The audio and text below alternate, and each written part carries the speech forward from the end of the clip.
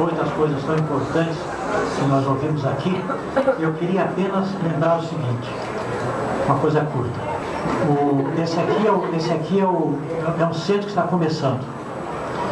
Os jovens que estarão empenhados nesse centro estarão voltados para o futuro. Seria interessante dizer alguma coisa sobre a ligação do local desse centro com o passado. Isso tudo já foi feito. Eu vou apenas resumir o que os meus antecessores disseram. Nós viemos para este prédio e para o prédio vizinho, não apenas esse, para esse e para o prédio vizinho, nós viemos em 1950, há 43 anos. As nossas sessões vieram para cá sobre todas as humanidades, a matemática, a física e a teórica.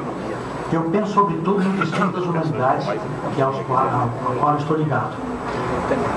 Para as humanidades em São Paulo e no Brasil, essa permanência na Maria Antônia foi muito importante pelo seguinte.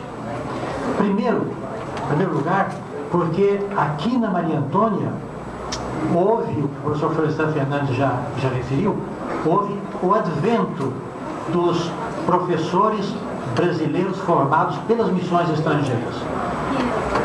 As missões estrangeiras, vários deles ainda funcionaram nesse prédio, mas foram se retirando aos poucos.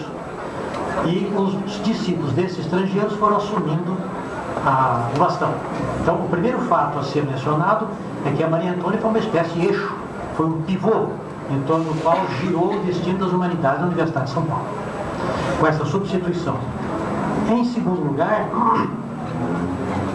foi uma intensa politização.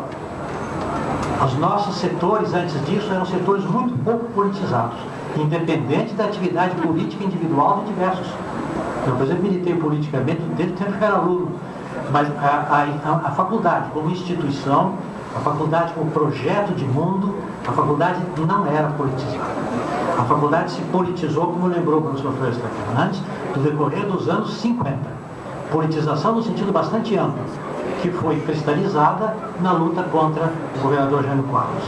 Então a faculdade começou a se politizar e essa politização da faculdade levou nas humanidades a uma aplicação muito maior a certos problemas candentes da realidade brasileira. Esse é o segundo tópico que eu gostaria de lembrar. O terceiro é que na Maria Antônia se gerou um tal tipo de sociabilidade que ela atraiu a cidade. Então, sobretudo na parte da noite, todos se lembram, é quase difícil passar na Maria Antônia, porque havia uma multidão nas calçadas, que chegava até a invadir às vezes o saguão, sob a indignação do senhor Portela e de dona Floripes, que eram os porteiros, aqueles intrusos que dobravam sobre o bar do senhor Zé na esquina, e aqui se formou uma sociabilidade muito intensa, não da faculdade, não da Maria Antônia, mas a Maria Antônia como pivô. Este foi um terceiro fato importante, foi o primeiro momento em que a Faculdade de Filosofia estabeleceu conexão com o resto da sociedade praticamente, não nos projetos, não nas famosas teorias de serviço à comunidade, que mais tarde amadureceram, mas no convívio realmente. Então eu creio que esses três fatos são fatos muito importantes que foram se desenvolvendo nos anos 50 e 60 e significaram uma virada da universidade em torno da faculdade, sobretudo em torno do seu eixo. E isso eclodiu no fim da década de 60, nos movimentos de 68, que já foram aqui muito lembrados, e na atividade das comissões paritárias. Como lembrou o deputado José Dirceu, a comissão paritária geral e as comissões paritárias particulares, especiais, trabalharam num ritmo muito intenso, muito agudo, estabelecendo pela primeira vez na universidade a colaboração entre estudantes e professores. O professor Florestan Fernandes e eu, que éramos jovens naquele tempo, fomos isso, não? Éramos assistentes, nós costumávamos dizer ao nosso chefe, que ficava um pouco indignado quando havia greve, que a greve era quase uma fatalidade, porque era a única oportunidade que o estudante tinha de conversar com o professor. Fora da greve, o professor não dava a menor atenção ao estudante. Quando vinha a greve, então, ele se colocava. A partir de 68, houve um entrosamento, quer dizer, houve a superação dessa situação estamental. Professor de um lado, estudante de outro.